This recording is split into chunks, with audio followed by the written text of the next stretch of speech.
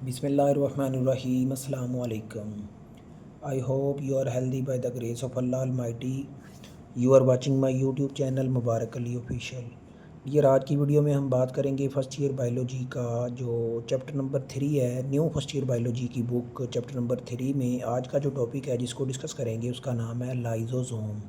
Lysosome की अगर etymology की बात करें, इसके लफ्ज़ी मतलब की बात करें तो ये दो लफ्ज़ हैं।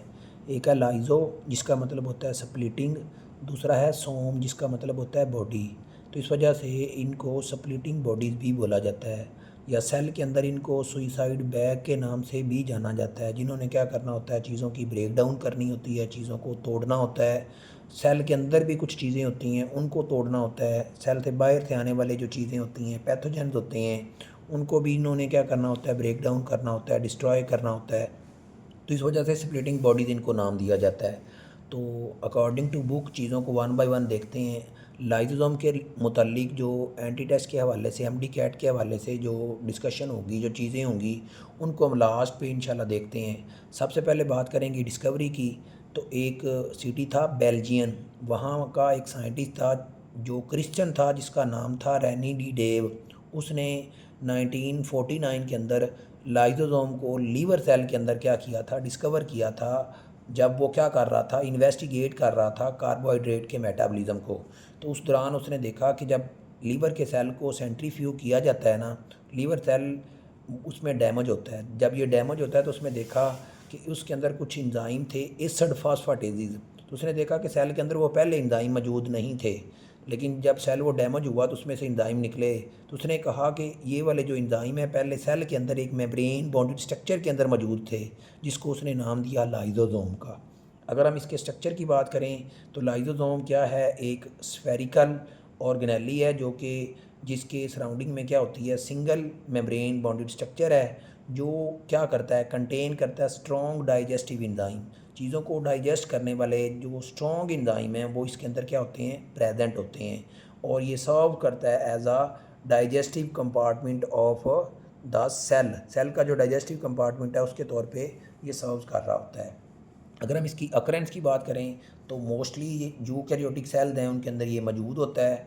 अगर हम एनिमल की बात करें तो एनिमल सेल में, एनिमल की बॉडी में वो सेल ख़ास तौर पे जो डिजीज़ फाइटिंग सेल्स होते हैं, जिस तरह से हमारी बॉडी के अंदर वाइट ब्लड सेल्स हैं, उनके अंदर इनका जो नंबर है वो ज़्यादा होता है। उसकी वजह क्या होती है, क्योंकि ये जो डिजीज़ फाइटिंग सेल्स होते हैं इन्होंने क्या करना होता है, डाइजेस्ट करना होता है उन मटेरियल को जो हमारी बॉडी के ऊपर प्रेजेंट होते हैं, लाइक बैक्टीरिया, वायरस, या इसके अलावा कुछ दूसरे फॉरेन इंट्रूडर्स होते हैं, हमलावर होते हैं जिन्होंने हमारी बॉडी को कमज़ोर करना होता है। तो उनको इन्होंने क्या करना होता है, डाइजेस्ट करना होता है। इस वजह से इन सेल के अंदर जो लाइजोसोम है उनका नंबर ज़्यादा होता है। उसके बाद बात करेंगे इसकी फॉर्मेशन की कि लाइजोसोम बनता कैसे है, कहाँ बनता है, ये आपने याद रखना है। फॉर्मेशन की बात करेंगे कि जो लाइजोसोम है ये क्या करता है, lysosome have about 40 different hydrolytics enzyme. अब इसके अंदर क्या होते हैं, 40 डिफरेंट तरह के इंजाइम मौजूद होते हैं, और जितने भी इंजाइम हैं वो एक मेम्ब्रेन बॉन्डेड स्ट्रक्चर के अंदर मौजूद होते हैं, जो सारे के सारे मैन्युफैक्चर्ड होते हैं किसके ऊपर, एंडोप्लाज्मिक रेटिकुलम के ऊपर। फिर उनको क्या किया जाता है, मॉडिफाई किया जाता है किसके अंदर, गोल्जी अपरेटस के अंदर जाके, और वहाँ से एक मेम्ब्रेन कवरिंग ऑफ लाइजोसोम जो स्ट्रक्चर है वो निकलता है, जो क्या करता है, प्रोटेक्ट करता है rest of the cell from the harsh digestive enzyme, जो क्या होते हैं, कंटेन होते हैं किसके अंदर, लाइजोसोम के अंदर, which would otherwise cause significant damage. Mean एक सेल है तो इसके अंदर से ये जो एंडोप्लाज्मिक रेटिकुलम से कुछ एंजाइम बनते हैं, फिर उनको गोल्जी प्रोटेस के अंदर मॉडिफाई किया जाता है। गोल्जी प्रोटेस से वेजिकल निकलती हैं, और वेजिकल के अंदर बेसिकली एंजाइम मौजूद होते हैं, उसकी में ब्रेन कवर होता है ताकि ये वाला जो सेल है ना, इन एंजाइम से इसकी बचत हो जाए, इनको डैमेज ना करें। उसके बाद बात करेंगे इसके फंक्शन की। तो फंक्शन भी हम वन बाय वन जिस तरह से बुक में बताए हुए हैं उसी तरह से हम इनको क्या करते हैं, डिस्कस करते हैं। तो सबसे जो पहला फंक्शन है वो क्या है कि ये ब्रेक डाउन करता है सेलुलर मटेरियल को। मेन सेल के जो अपना मटेरियल है ना उसको क्या करेगा, ब्रेक डाउन करेगा। कौन सा मटेरियल होगा जिसको ये ब्रेक डाउन करेगा, एक तो वो जो एक्सीड कर चुका होगा their lifetime. Mean cell के अंदर कुछ ऐसी चीज़ें होती हैं जिन्होंने अपनी उम्र पूरी कर ली होती है, ओल्ड हो चुकी होती हैं, लाइक ओल्ड माइटोकॉन्ड्रिया, तो या वो चीज़ें जो सेल के अंदर काफ़ी अरसे से पड़ी हुई होती हैं, उनको क्या करता है, ये ब्रेक डाउन करता है। तो इस वजह से इस फंक्शन के लिए जो टर्म यूज़ की जाती है उसको बोलते हैं ऑटोफैगी।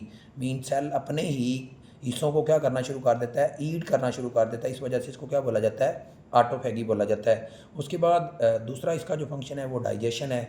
तो डाइजेशन दो तरह की होती है, बाज़ दफ़ा सेल के अंदर डाइजेशन कर रहा होता है, बाज़ दफ़ा सेल के बाहर कर रहा होता है। तो सेल के अंदर करेगा तो उसको इंट्रा सेलुलर कहेंगे, बाहर करेगा तो उसको एक्स्ट्रा सेलुलर कहेंगे। अब आपको पता है कि ब्रेक डाउन करता है किस चीज़ को, सेलुलर वेस्ट प्रोडक्ट, सेल की जो वेस्ट प्रोडक्ट होती है उनको क्या करना होता है, इसने ब्रेक डाउन करना होता है।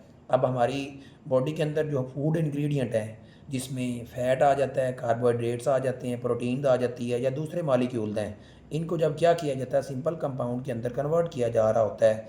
तो इस उनको फिर ये क्या करता है, ट्रांसपोर्ट करता है बैक इनटू साइटोप्लाज्म। साइटोप्लाज्म में क्या करने के लिए, मैन्युफैक्चर करने के लिए, बनाने के लिए, डिफरेंट तरह की नई चीज़ों को बनाने में इनको क्या करता है, ट्रांसपोर्ट। अगला जो फंक्शन है वो है बेसिकली रोल इन डेवलपमेंट। अब डेवलपमेंट में भी बहुत ज़्यादा किरदार होता है किस चीज़ का, लाइसोसोम का। तो डेवलपमेंट में क्या करेगा, elimination of whole cell. Development के दौरान कुछ सेल को क्या करता है, एलिमिनेट करता है। मीन सेल की जो सिलेक्टिव सेल डेथ है ना, ये एक मैकेनिज्म होता है caused by multi cellular organism in their development. Mean multi cellular organism के अंदर जब डेवलपमेंट होती है तो उनमें कुछ सेल की सिलेक्टिव सेल डेथ होती है। मीन प्रोग्राम के अकॉर्डिंग सेल डेथ होती है और उनकी डेथ होना ज़रूरी होती है। फॉर एग्जांपल अगर हम बात करें टेडपोल की, तो ये लार्वा होता है जो कि डेवलप होता है किसके अंदर, फ्रॉग के अंदर। अब ये जो टेडपोल है इसकी दुम होती है लेकिन फ्रॉग की दुम नहीं होती। तो बेसिकली जो सेल होते हैं ना, जो टेल टेडपोल के, उनको डिस्ट्रॉय किया जाता है किसके ज़रिए, इंजाइम के ज़रिए, जो कि इंजाइम किसके अंदर मौजूद होते हैं, लाइसोसोम के अंदर। तो इसी तरह से हमारी ब्रेन सेल के अंदर भी कुछ सेल मरते हैं डेवलपमेंट के दौरान, जिनका मरना ज़रूरी होता है, और वो भी, उनको भी कौन मारता है, लाइसोसोम मारता है। तो इस वजह से इसका रोल होता है किसके अंदर, डेवलपमेंट के अंदर। उसके बाद इसका जो नेक्स्ट फंक्शन है वो क्या है, फैगोसाइटोसिस। अब फैगोसाइटोसिस क्या होता है, प्रोसेस बाय विच सेल क्या करता है, इनगल्फ करता है लार्ज पार्टिकल को या किसी भी पैथोजेंस को किसके अंदर, इनटू वेजिकल के अंदर, एक वेजिकल की फॉर्म के अंदर। और लाइसोसोम क्या करेगा, फ्यूज़ कर जाएगा उस वेजिकल के साथ और डाइजेस्ट करेगा या उसको ब्रेक डाउन करेगा। अगर वो फूड का ज़र्रा हुआ तो उसको क्या करेगा, डाइजेस्ट करेगा। अगर वो कोई भी पैथोजन हुआ तो उसको ब्रेक डाउन करेगा उस मटेरियल को। तो इस फंक्शन को क्या बोलते हैं, फैगोसाइटोसिस। तो ये सामने आपको डायग्राम नज़र आ रही है, इस डायग्राम के ऊपर ज़रा गौर करिएगा। ये एक सेल है जिसकी, ये सेल में ब्रेन है, ये वो पार्टिकल है जो फूड हो सकती है, जो कोई भी पैथोजन हो सकता है। ये एंडोसाइटोसिस के ज़रिए जब सेल के अंदर जाएगा तो ऑब्वियसली इसके अंदर कुछ ना कुछ मटेरियल मौजूद होगा, तो ये वेजिकल की शक्ल में जाएगा। इस वेजिकल की शक्ल में ये देखें, ये न्यूक्लियस है, न्यूक्लियस के साथ एंडोप्लाज्मिक रेटिकुलम है, इधर से एक वेजिकल निकलता है, वो गोल्जी अपरेटस को भेज दिया जाता है, इसको ये मॉडिफाई करता है, तो इधर से ये वेजिकल निकल रहे हैं। तो ये जो वेजिकल निकल रहे हैं ये क्या हैं, ये लाइसोसोम है। तो ये आगे जाके अगर इस फूड वैक्यूल के साथ मिलता है या ये जो पार्टिकल इसके साथ मिलता है तो एक सेकेंडरी लाइसोसोम बनाता है। फिर बाद में उसको क्या करेगा, डाइजेशन करेगा या उसको क्या करेगा, डिस्ट्रॉय करेगा। उसके बाद ये साइड इंफॉर्मेशन बॉक्स बताया हुआ है कि जो ये क्या करता है, न्यूट्रल साइटोसोल। बेसिकली जो सेल है ना, उस cell is safe from the enzyme of lysosome. Cell जो है हमेशा क्या होता है, सेफ होता है जो इंजाइम होते हैं किसके, लाइसोसोम के। These enzyme require acidic environment. Mean lysosome का जो इन्वायरमेंट है, लाइसोसोम के अंदर जो इंजाइम है उनकी पीएच कितनी है, 4.8। तो लाइसोसोम मैटर्स इज एसिडिक। लेकिन जो साइटोसोल है, मीन साइटोप्लाज्म है, उसका जो सॉल्युबल पार्ट होता है उसको साइटोसोल बोलते हैं, वो न्यूट्रल होता है। उसकी जो पीएच है वो कितनी होती है, 7.2 होती है। तो इस वजह से जो लाइसोसोम है, अगर एक लाइसोसोम सेल के अंदर अगर रैप्चर भी हो जाता है तो सेल, वो जो उसके एंजाइम हैं वो इनएक्टिव हो जाते हैं। क्योंकि एंजाइम के बारे में आप लोग जानते हैं कि हर एंजाइम को वर्क करने के लिए ख़ास पीएच की ज़रूरत होती है। लेकिन जब साइटोप्लाज्म में अगर वो ओपन होंगे तो साइटोप्लाज्म की पीएच और है, उनकी पीएच और होती है, तो इस वजह से वो इनएक्टिव हो जाते हैं और सेल रिमेन अनइंजर्ड रहता है।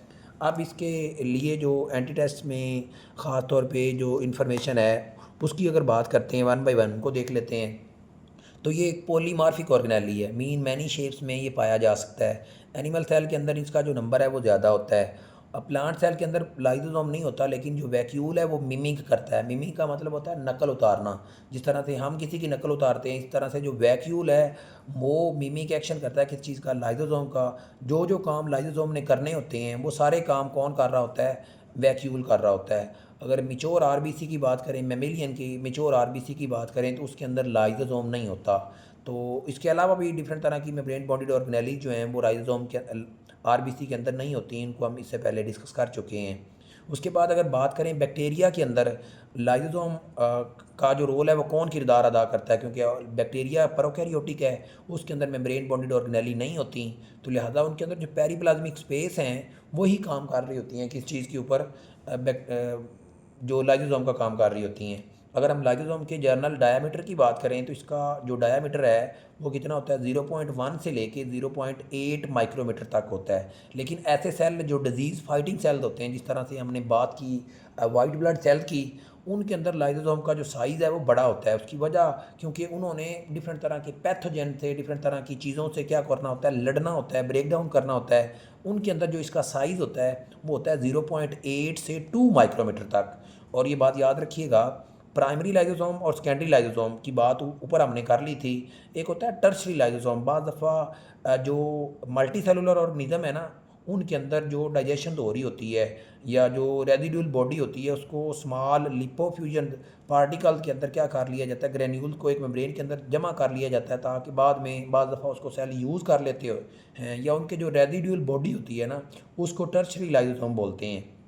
और इसका एक एक्स्ट्रा फंक्शन ये भी होता है, क्रेनोफेगी क्या होता है, जो हार्मोन होते हैं ना, एंडोक्राइन ग्लैंड जो हैं ख़ास तौर पे वो अपनी सिक्रीशन हार्मोन में खारिज करते हैं।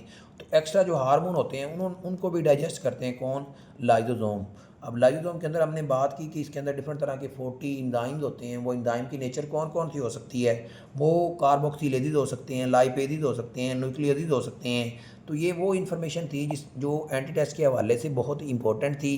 अब हम देखते हैं इसके रिलेटेड कुछ डिजीज़ हैं। Lysosomal storage disease. अब लाइसोसोमल स्टोरेज डिजीज़ का मतलब क्या है कि एक ऐसी बीमारियां होंगी जिनके अंदर ख़ास तौर पे लाइसोसोम के अंदर कुछ एंजाइम्स होते हैं जिन्होंने ब्रेक डाउन करनी होती है। तो जब लाइसोसोम की फॉर्मेशन हो रही होती है तो कुछ एंजाइम बनते नहीं हैं, तो लाइसोसोम जो है वो फील हो जाता है किसी ऐसे सब्सटेंस से जो काम का नहीं होता। तो जिसकी वजह से फिर जब वो लाइसोसोम में के अंदर वो एंजाइम डेफिशिएंसी होगी, एंजाइम नहीं बनेंगे, तो ओबियसली वो वर्क नहीं होगा, तो चीज़ों की ब्रेक डाउन नहीं होगी, तो वो चीज़ें सेल के अंदर रिटेन होना शुरू हो जाएंगी, तो डिफरेंट तरह के डैमेजेस काज करेंगे। तो तकरीबन 20 सच डिजीज़ हैं जो लाइसोसोमल डिजीज़ हैं। अब इसमें क्या होता है, in lysosomal storage disease the patient lack one of the hydrolytic enzyme. मतलब उस पेशेंट के अंदर क्या होगा, एक हाइड्रोलिटिक एंजाइम जो क्या होगा उसकी डेफिशिएंसी होगी। और वो जो एबनॉर्मल लाइसोसोम होंगे, मीन उनके अंदर प्योर एंजाइम मौजूद नहीं होंगे, उन लाइसोसोम को क्या बोलेंगे, या उन वो लाइसोसोम जिनके अंदर हाइड्रोलिटिक एंजाइम नहीं होंगे वो एबनॉर्मल लाइसोसोम होंगे। वो फील हो जाएंगे किसके साथ, इनडाइजेस्टेबल सब्सटेंस है, मतलब ऐसा सब्सटेंस है जो चीज़ों को डाइजेस्ट नहीं करेगा। तो जब चीज़ों को डाइजेस्ट नहीं करेगा वो क्या करेगा, फिर इंटरफेयर करेगा विद सेलुलर फंक्शन को, मतलब सेल के जो फंक्शन होते हैं उसको वो इंटरफेयर करेगा। तो दो बीमारियां आपकी बुक के अंदर बताई हुई हैं, एक है पोम्पी डिजीज़ और दूसरा है टी-सेच डिजीज़। अब पोम्पी डिजीज़ में क्या होता है, जो लाइसोसोम्स होते हैं उनके अंदर इन लाइसोसोम के अंदर जो ग्लाइकोजन है, इसको डाइजेस्ट करने वाले जो एंजाइम होते हैं ना, वो एंजाइम मिस हो जाते हैं। तो जब एंजाइम मिस हो जाएंगे, ग्लाइकोजन नहीं टूटेगा, तो ग्लाइकोजन जो है वो लीवर के अंदर कामुलेट होना शुरू हो जाएगा। तो ये जब उसके अंदर कामुलेट करेगा तो ओबियसली इसको क्या बोलेंगे, पोम्पी डिजीज़। अब इसके अंदर जो एंजाइम मिस होता है, जो उसका क्या नाम है, डी ग्लूकोसाइडेज। बेसिकली ये ग्लाइकोजन को ग्लूकोज के अंदर तोड़ता है, जो प्योर लाइसोसोम होते हैं। लेकिन ऐसे लाइसोसोम जिनके अंदर ये एंजाइम मिस हो जाता है तो फिर ग्लाइकोजन लीवर के अंदर टूटता नहीं है, तो फिर उसके अंदर अकामुलेटर होना शुरू हो जाएगा। तो इसको क्या बोलेंगे, पोम्पी डिजीज़। दूसरी है टी-सेच डिजीज़।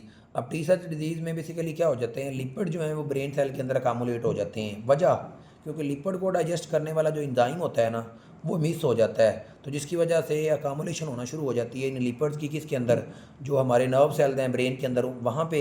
और वो फिर जब ब्रेन सेल के अंदर ये लिपिड जो हैं वो जमा होना शुरू हो जाएंगे तो वो काज करेगा मेंटल रिटार्डेशन, मेंटली जो है मुतासर हो जाएगा वो बंदा, वो बच्चा ब्लाइंडनेस का भी शिकार हो सकता है, वो पैरालिसिस का भी शिकार हो सकता है और इवन उसकी डेथ हो जाती है अर्ली चाइल्डहुड के अंदर। और ख़ासतौर पे यूएसए के अंदर एक रिसर्च के अकॉर्डिंगली 25,000 बच्चों में अर्ली एज में एक बच्चे की अगर जब 25,000 बच्चों की बात हो रही है तो उसमें एक बच्चा जो है वो किस वजह से उसकी डेथ हो रही होगी, टी सेज डिजीज़ की वजह से हो रही थी। तो ये आज के लेक्चर में हमने बात की किस चीज़ की, लाइसोसोम की। तो लाइसोसोम एक लॉन्ग क्वेश्चन के हवाले से बहुत इंपॉर्टेंट टॉपिक है। तो एज सच है जिस तरह से मैंने लिखा हुआ है इस तरह से आप अगर लिखते हैं तो आपको इंशाल्लाह इसमें पूरे मार्क्स मिल जाएंगे। तो ये जो लास्ट पे जो हमने डिजीज़ देखी हैं ये शॉर्ट क्वेश्चन के हवाले से बहुत इंपॉर्टेंट है। Thank you. अल्लाह हाफिज़। अस्सलाम वालेकुम।